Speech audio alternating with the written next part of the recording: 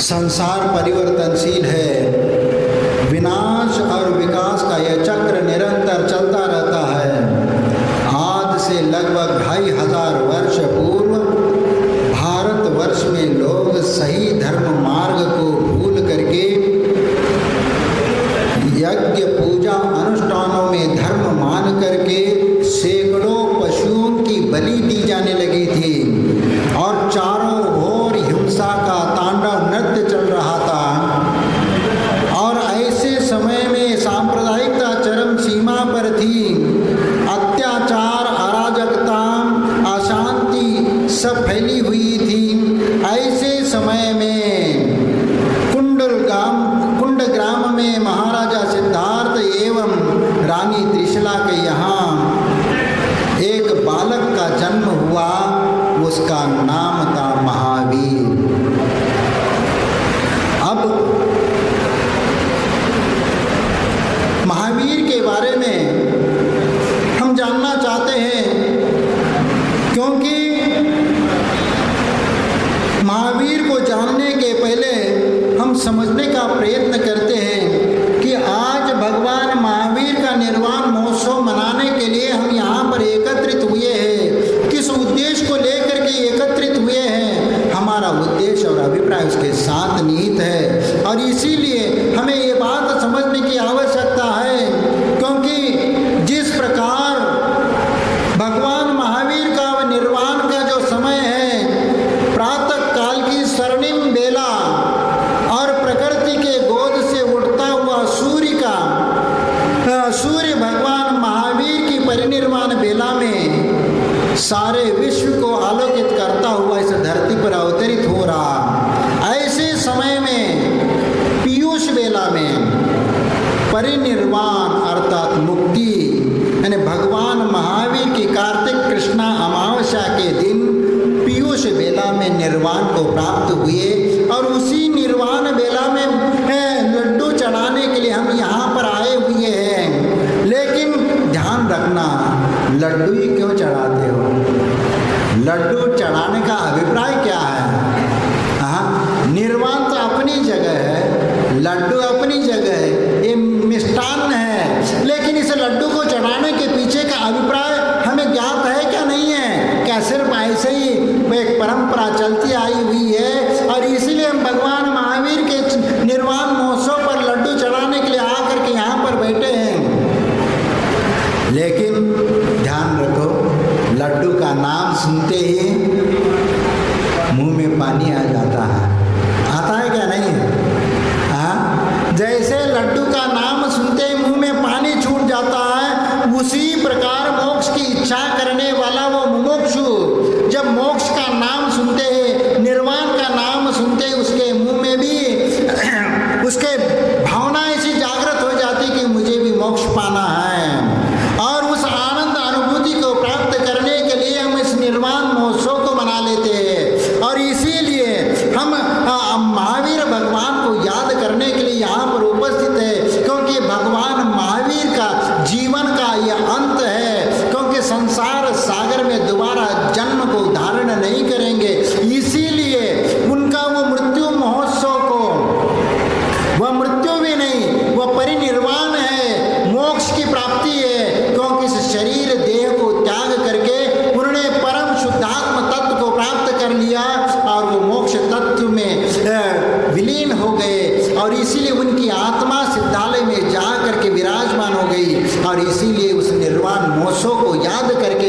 हम ये भावना करते हैं कि जिस प्रकार भगवान महावीर ने कठिन परिस्थितियों में चल करके उन्होंने अहिंसा धर्म का डंका बजाया और प्राणी मात्र के कल्याण के लिए उपदेश दिया और अहिंसा, सत्य, अचौर्य, ब्रह्मचर्य और अपरिग्रह का इन 5 महाव्रतों का उन्होंने उपदेश दिया। जियो और जीने दो का संदेश दे करके प्राणी मात्र के कल्याण का उपदेश दिया। और इसीलिए उस भगवान के महावीर के उन संदेशों को जन जन तक पहुंचाने का हमारा भी कर्तव्य है। और इसीलिए उसको याद करके हम अपने आत्मसात करने के लिए भी हम यहाँ पर उपस्थित है। ऐसे महान जो पुरुष हैं, ऐसे जो परिनिर्वाण प्राप्त हुए, ऐसे भगवान महावीर को हम याद करने के लिए यहाँ पर उपस्थित हुए। लेकिन भगवान महावीर के जीवन की वह कठिन परिस्थिति को हमें जानने की भी आवश्यकता है। भगवान महावीर ने कितनी कठिन परिस्थिति में अपना जीवन यापन किया। आपको उनके जीवन को समझ करके आप भी अपने जीवन की तुलना कर सकते हो। कितने कठिन परिश्रम किया। जिस समय आज वह दिन है जिस समय पुरुरवा भिल विदेश क्षेत्र के पुंडरीकी नगरी में, नगरी के निकट पुरुरवा भिल और उसकी कालिका स्त्री उस वन में, मधुक वन में वह अपने भोजन की खोज में वहाँ गए हुए थे। और वहाँ पर वन में एक सागरसेन मुनि को देख करके हिरण समझ लिया, क्योंकि हिरण का वर्ण और मुनिराज का वह स्वर्ण में गौर वर्ण को देख करके हिरण समझ करके उसने उन्हें बंदूक तानी, उसमें निशान साधा और उसी के पहले वह कालिका उनकी पत्नी आ करके सामने खड़ी हो जाती है और कहती है कि नहीं, ये हिरण नहीं है, यह कोई मनुष्य है, और चलो वहाँ पर देखते हैं। और धीरे धीरे वह डरते डरते वह मुनिराज के पास गए। वह जानते नहीं ये कोई महान आत्मा है, महापुरुष है, ऐसे समझ करके उनके चरणों में जा करके बैठ जाते। उस समय वह सागरसेन मुनि वह उनके चरणों में नतमस्तक हो जाते। और उस समय वह सागरसेन मुनि ने उपदेश देते हुए उनसे पूछा कि तुम क्या करते हो? तो उन्होंने सब बताया कि मैं क्या करता हूँ, मेरी आजीविका क्या है और मैं क्या व्यवसाय करता हूँ। तो सब कुछ उन्होंने बता दिया। उसके बाद मुनिराज ने कहा, देखो तुम अंडा मांस मछली का त्याग कर सकते हो। उनने कहा कि महाराज वो तो मेरी आजीविका है, मैं उसको कैसे छोड़ सकता हूँ। तो मुनिराज ने कहा कि तुम एक काम करो, तुम कौवे का मांस कभी खाते हो? कौवे का मांस खाते हो? उनने कहा कि नहीं, मैं कौवे का मांस आज तक तो नहीं खाया। तो तुम उसको छोड़ सकते हो? उनने कहा कि हाँ छोड़ सकता हूँ। और उन्होंने नियम ले लिया और कौवे का मांस खाने का त्याग कर लिया और मुनिराज को नमस्ते करके वहाँ से वह निकल जाता है। लेकिन उसको उस मुनिराज के उपदेश को सुन करके उसी के अनुसार वह पालन करता हुआ वह कई समय व्यतीत हो गया। और उसके पश्चात कुछ दिन बाद वह किसी बीमार पड़ गया और बीमार होने के कारण उस बीमारी को दूर करने के लिए एक वैद्य जी को बुलाया गया। और वैद्य जी आकर के उसको संबोधित करते हैं और उनने इलाज के रूप में कहा कि भाई तुम्हें तो कौवे का मांस खाना पड़ेगा। कौवे का मांस? भाई नहीं, वो तो मैंने त्याग किया है और इसलिए मैं कौवे का मांस नहीं खा सकता। और जब वैद्य जी ने कहा कौवे का मांस तो खाना पड़ेगा भाई, उसके बिना ये तुम्हारी बीमारी ठीक नहीं होगी, बीमारी ठीक नहीं होगी। क्योंकि जिस समय वह वैद्य जी आ रहे थे, रास्ते में जंगल में एक वन देवता देवी वह रो रही थी। और उस समय वह वैद्य जी ने पूछा कि तुम क्यों रो रही है? उनने कहा कि तुम जहाँ पर इलाज करने के लिए जा रहे हो वो अब मर करके वो मेरा पति होने वाला है, और इसीलिए तुम वहाँ इलाज करने के लिए जा रहे हो और कहीं अनर्थ करके बैठोगे, इसलिए मैं रो रही हूँ। नहीं, मैं ऐसा कोई अनर्थ करने वाला नहीं हूँ। लेकिन वहाँ जा करके जब वो कौवे का मांस का त्याग बताया तो उस समय उनने कहा कि नहीं,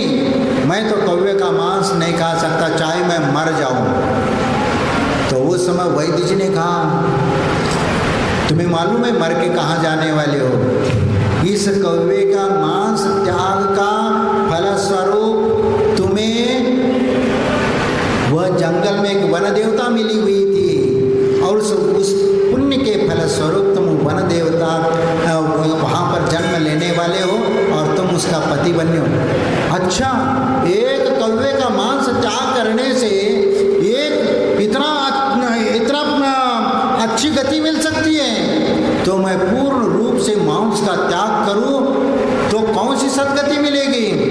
और उन्होंने वहाँ पर मुनिराज के उपदेशों को सुन करके वह याद किया और वह याद करके अनुव्रतों को धारण कर लिया और सभी प्रकार के मांस और मद्य पदार्थों का त्याग कर लिया और वह संलेखना को धारण कर लिया और उसी में वह मरण को प्राप्त हो जाता।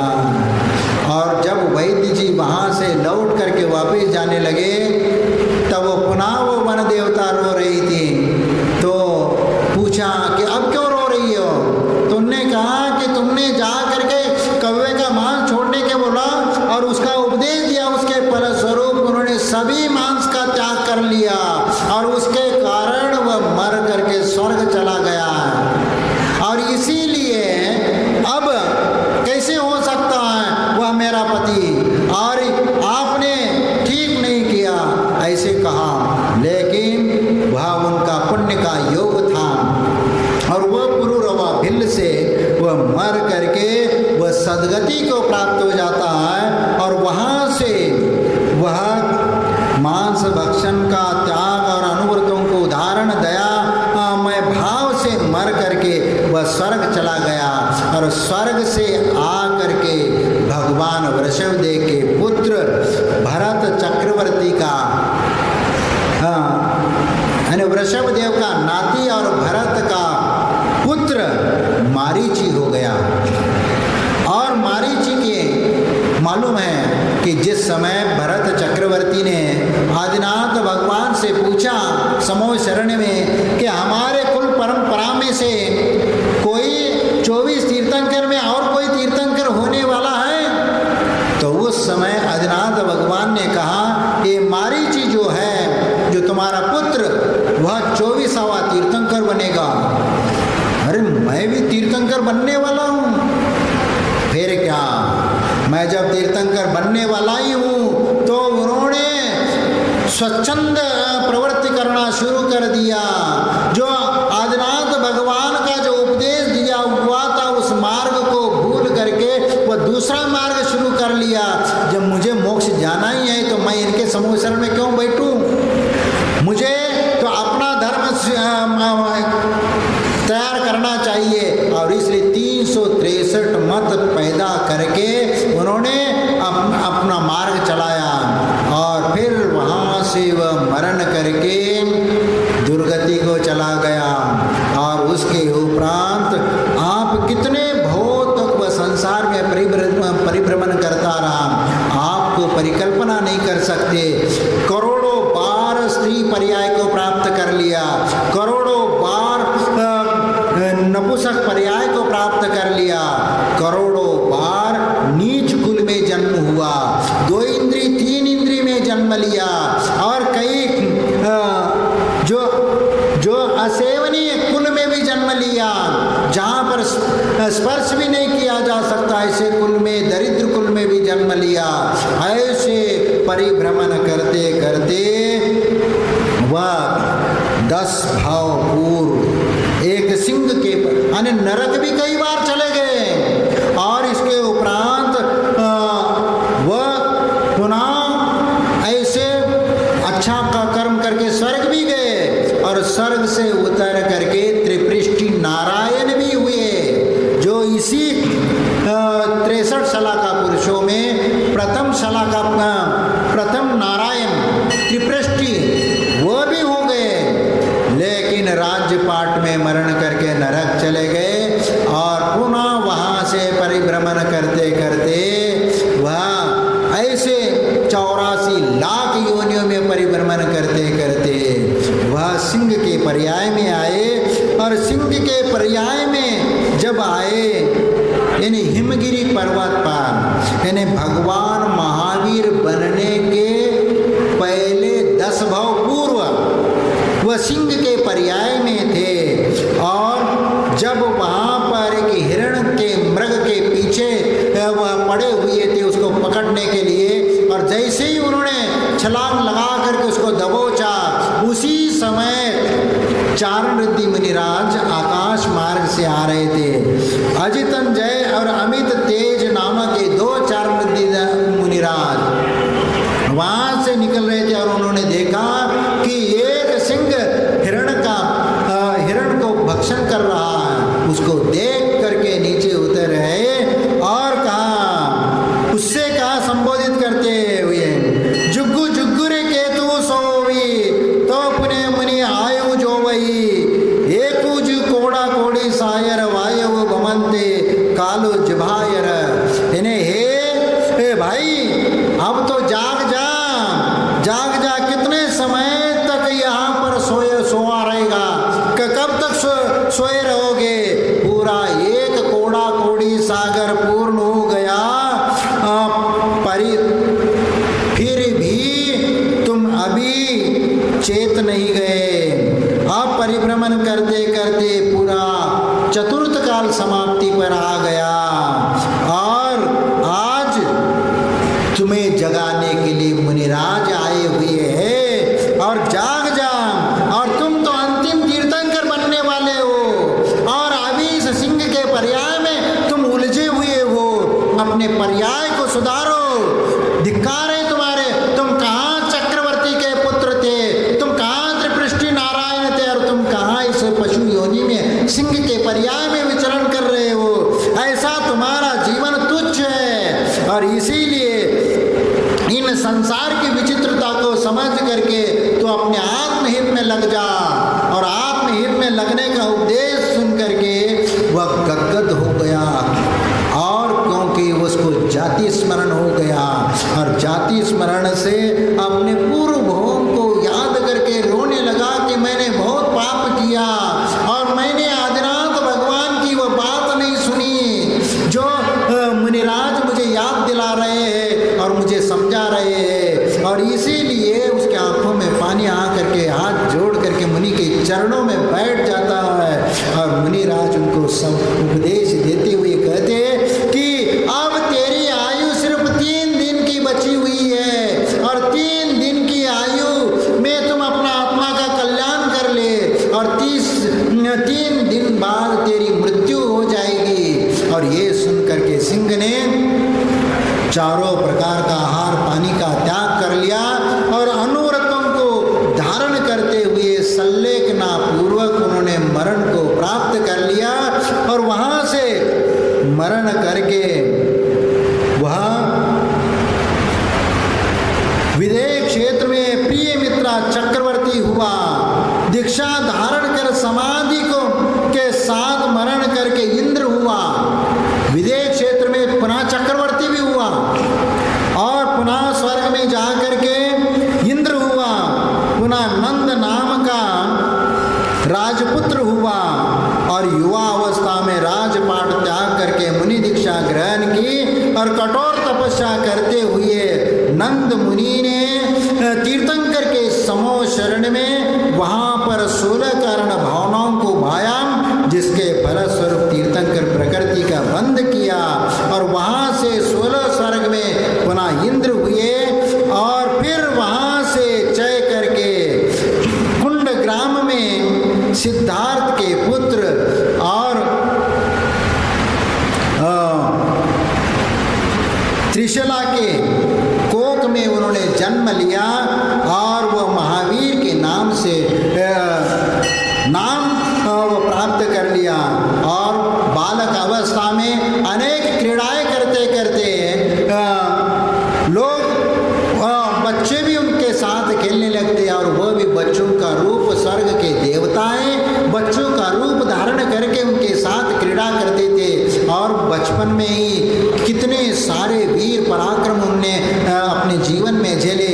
एक जब क्रीड़ा करते हुए वृक्ष पे चढ़े हुए थे, तो वह एक संगम नाम का देव एक विशाल काल सर्प का रूप धारण करके उस पेड़ की कुंडली मार करके फुंकारने लगा। सभी लोग बच्चे डर करके वहाँ से भाग गए, लेकिन महावीर वहाँ से उसी सर्प के फन के ऊपर पैर रखते हुए उतर करके नीचे आ गए। ये है उनकी वीरता, इसलिए उनको वीर नाम रख दिया। और इसके उपरांत जब एक कुंड ग्राम में राजकीय हाथी जब उन्मत्त हो गया, तो उन्मत्त हो करके मदोन्मत्त हो करके वह अंधाधुंध दौड़ने लगा था और कई मकानों को नष्ट करते हुए उपद्रव करता हुआ वह जा रहा था। सब लोग भाग रहे थे और उसी समय महावीर के कानों में वह आवाज आई, तो वो बाहर आए तो देखा कि सामने से हाथी चिंगाड़ता हुआ आ रहा है। सब लोग चिल्ला करके बोल रहे थे कि महावीर वहां से दूर हो जाओ, दूर हो जाओ, वो हाथी बहुत खतरनाक है, वह आपको नुकसान पहुंचेगा। लेकिन महावीर धीर गंभीर थे, वह निश्चिंत थे और धीरे धीरे वह आगे बढ़ते गए। और जैसे ही वह हाथी वह महावीर के सामने आकर के खड़ा हो गया और महावीर ने सिर्फ सूंड के ऊपर हाथ लगा दिया, तो वह हाथी शांत हो गया, पूरा वह गुस्सा उसका शांत हो गया। ये पराक्रम देख करके सब लोगों ने महावीर उनकी उपाधि दी गई। और इसी प्रकार अन्य समय में अन्य क्रीड़ा करते हुए, बच्चों के साथ क्रीड़ा करते हुए वह व्यस्त थे, मग्न थे। उसी समय वह आकाश मार्ग से दो चार वृद्धिधारी मुनिराज गमन करते हुए कुछ तत्व चर्चा करते हुए जा रहे थे और उनके तत्व में कुछ शंका उत्पन्न हो गई थी और शंका का अब समाधान कैसे करे, क्या करे। तो उनको अचानक आ गया कि महावीर जो बालक है वह तीर्थंकर बनने वाला है, तो निश्चित उसका ज्ञान उतना क्योंकि उस तीर्थंकर जन्म लेने वाला बालक का ज्ञान भी द्वादशांग श्रुत से भी बढ़कर होता है। इसीलिए वह चलो देखने के लिए चलते हैं उनके मिलने के लिए। और जैसे ही वह उस कुंड ग्राम में पहुंच गए और आंगन में खेलते हुए महावीर को दूर से आकाश मार्ग से ही देखा, तो वैसे उनका शंका का समाधान हो गया। वहां जाकर बोलने को भी जरूरत नहीं पड़ी। देखो तीर्थंकर व बालक में भी कितनी क्षमता होती है, लेकिन ध्यान रखना कभी भी कोई मुनिराज उस तीर्थंकर बालक के सामने कभी नहीं आते, क्योंकि एक नियोग है कि वह बालक अवस्था में भी किसी को वह नमस्कार नहीं करते। इसीलिए ऐसा निमित्त नहीं मिलता, मुनियों का निमित्त नहीं मिलता वहाँ पर। इसीलिए वह समाधान हो गया, तो वहीं से आकाश मार्ग से आगे निकल गए और उन्होंने सन्मति नाम दे करके चले गए। और इस प्रकार वीर, सन्मति, महावीर, अतिवीर ऐसे नाम दे करके उनके 5 नाम प्रसिद्ध हो गए। और इस प्रकार भगवान महावीर ऐसे जीवन के उम्र के 30 वर्ष की उम्र में उन्होंने यानी गृहस्थ अवस्था में वह 30 वर्ष तक रहे। लेकिन देखो उनके लिए कपड़े, वस्त्र वगैरह जितने भी खान पान आता था सब स्वर्ग से आता था, सब स्वर्ग से। अभी माँ बाप क्या खिलाएंगे, सब स्वर्ग से आएगा। हाँ, लेकिन जो आया हुआ है वही वह सब लोग खिला ले। लेकिन उनका पुण्य है ऐसा था, क्योंकि उन्होंने मुनि पद धारण करते हुए 30 वर्ष के पश्चात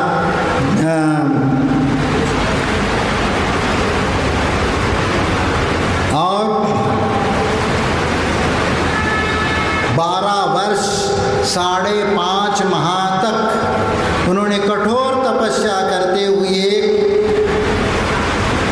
उसके बाद जंबिका ग्राम के निकट रुजुकुला नदी के किनारे वैशाख सुदी 10वीं के दिन उन्होंने केवल ज्ञान को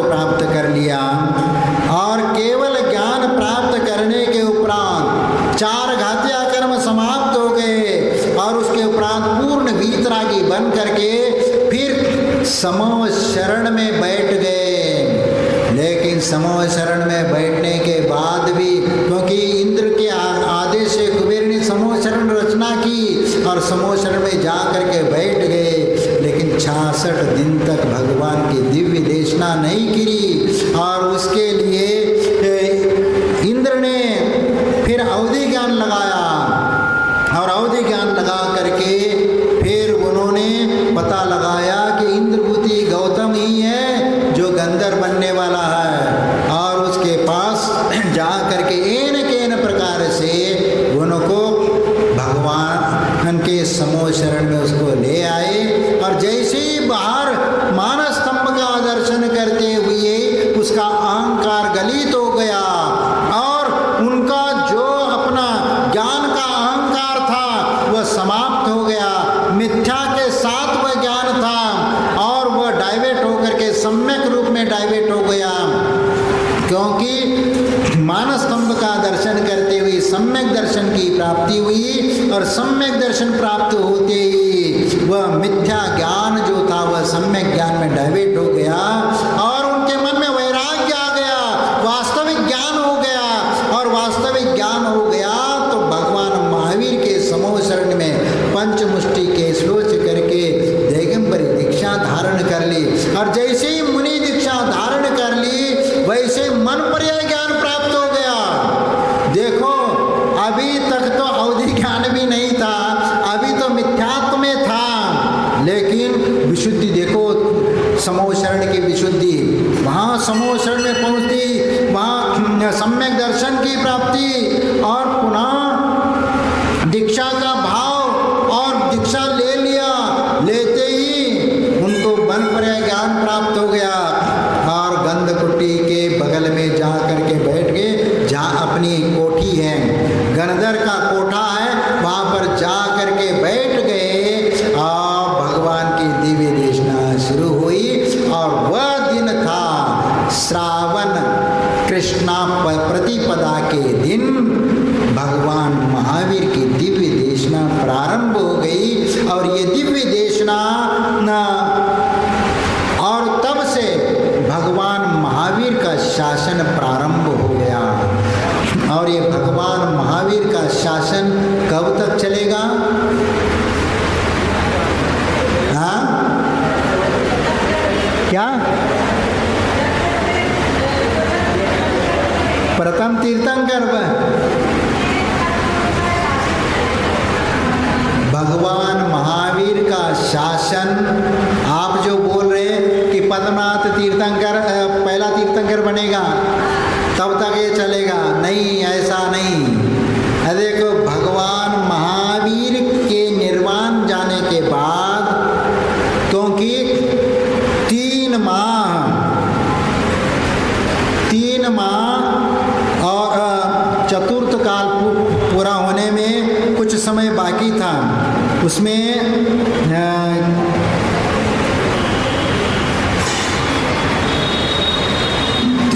3 माह 8 महीने 15 दिन ऐसा कुछ था। तो उतना शेष रहते हुए उन्होंने योग निग्रह करके, यानी समूह शरण में 72 वर्ष तक तो उन्होंने वहाँ से शेष आयु तक समूह शरण के माध्यम से उपदेश देते रहे। लेकिन जब उनका आयु कर्म निकट आ गया तो आयु कर्म के बराबर अन्य कर्मों की स्थिति करने के लिए फिर उन्होंने योग निग्रह कर लिया। समूह शरण को विसर्जित करके वह अपने आत्म ध्यान में लीन हो गए और समूह शरण और बाकी उपदेश भी बंद कर लिया और योग का निग्रह करके वह तृतीय शुक्ल ध्यान को प्राप्त कर लिया। और उसके उपरांत उन्होंने आयु कर्म के बराबर अन्य कर्मों की स्थिति करने के लिए समुद्घात कर लिया। तो उसमें दंड, कपाट और प्रतर और लोकपूरन फिर पुनः वापिस आ गए और अपने शरीर में वह समाहित हो गए, वह समुद्घात हो गया। तो आयु कर्म के बराबर वह स्थित हो गया और 2 दिन में ही, यानी केवल समूह शरण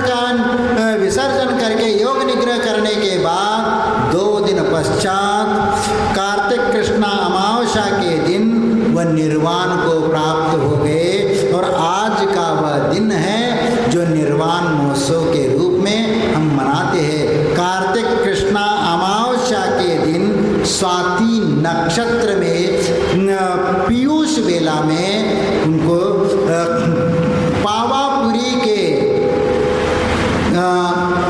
वह तालाब क्या, हाँ, जल मंदिर है, लेकिन उसका नाम कुछ पद्म सरोवर के बीच का जो टापू था, वहाँ पर उनको केवल निर्वाण की प्राप्ति हुई। और अब उनका शासन जो है वो तो चलता रहेगा। शासन की बात मैं यहाँ पर कर रहा हूँ कि ये 21,000 वर्ष का पंचम काल है और उसके भगवान महावीर का जो निर्वाण हुआ, नहीं केवल ज्ञान हुआ, वहाँ से लेकर के पंचम काल तक 42 वर्ष हो जाते हैं। वो 42 वर्ष वह समूह शरण के माध्यम से जनता को उपदेश दिया वो, और पंचम काल का 21,000 वर्ष, यानी पंचम काल के अंतिम समय तक मुनि आर्यिका श्रावक श्राविकाओं का विद्यमान रहेंगे। और पंचम काल के अंत में एक मुनिराज वीरांगद नाम के इंद्र राय शिष्यो, इंद्र राय आचार्य के शिष्य वीरांगद, सर्वश्री आर्यिका और अगिल श्रावक और पंगु सेना नाम की श्राविका, ये 4 प्राणियों का उल्लेख आता है। ये रहेंगे और उस समय टैक्स के रूप में वहाँ का कल्कि राजा, अंतिम कल्कि राजा, ग्रास भी, उनका आहार भी, पहला ग्रास टैक्स के रूप में वह ले लेगा। और मुनिराज ने वह दे करके अंतराय समझ करके वहाँ से आ जाते, उसी समय उनको अवधि ज्ञान होता है। और अवधि ज्ञान से जानते हैं कि अब मेरी आयु 3 दिन की शेष है, और वह समाधि संलेखना को धारण कर लेते हैं और वह समाधि को प्राप्त करके प्रथम स्वर्ग को प्राप्त हो जाते हैं।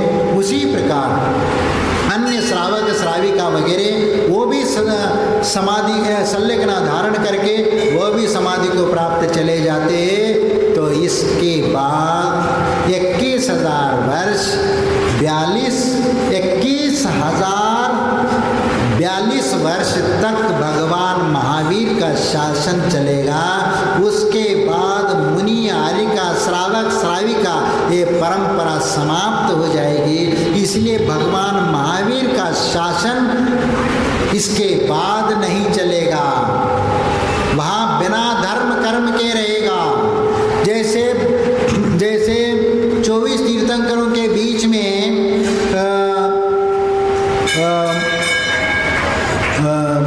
कौन से भगवान जो सात भगवानों के बीच में जो शीतलनाथ के पहले पुष्पदंत, वहाँ से लेकर शांतिनाथ भगवान तक, इनके काल में भी विरह काल हो गया था, धर्म का विच्छेद हुआ था। इसीलिए उनका शासन काल की गणना भी की गई है, त्रैलोक्यसार त्रैलोक्योपनिषद में उसका उल्लेख किया हुआ है। और भगवान महावीर का शासन भी 21,042 वर्ष तक रहेगा। उसके बाद धर्म कर्म सब समाप्त हो जाएगा इस पृथ्वी तल पर। जब तक पद्मनाथ तीर्थंकर के रूप में जब वह दीक्षा ग्रहण नहीं करेंगे तब तक वह चलता रहेगा। और भगवान महावीर को याद करते हुए हम भावना करेंगे, जो श्रेणिक राजा का जीव, जो छठा काल फिर पंचम काल और पंचम काल के आखिरी 1000 वर्ष में 14 कुलकर होंगे, और 14 कुलकर के अंतिम कुलकर का पुत्र श्रेणिक राजा का जीव वह पद्मनाथ तीर्थंकर बनेगा और वह प्रथम तीर्थंकर बनेगा। और जब उनको केवल ज्ञान होगा उसके बाद उनका शासन शुरू हो जाएगा। उसके पहले गृहस्थ अवस्था का काल नहीं माना जाएगा, ध्यान रख लेना। तो इसीलिए केवल ज्ञान के बाद उनका शासन वहाँ से शुरू हो जाएगा। इसीलिए आज भगवान महावीर को याद करते हुए जब प्यास कमल की बहुत बड़ी सूरज दर्शन देने आए, जब प्यास कमल की बहुत बड़ी सूरज दर्शन देने आए, जब अंधकार ने अति कर दी, कीर्तन करके दर्शन पाए। जब दुनिया मद में सोती थी, वह योगी जग को जगा गए। जो जलता गलता नहीं कभी, वह पौधा जग में लगा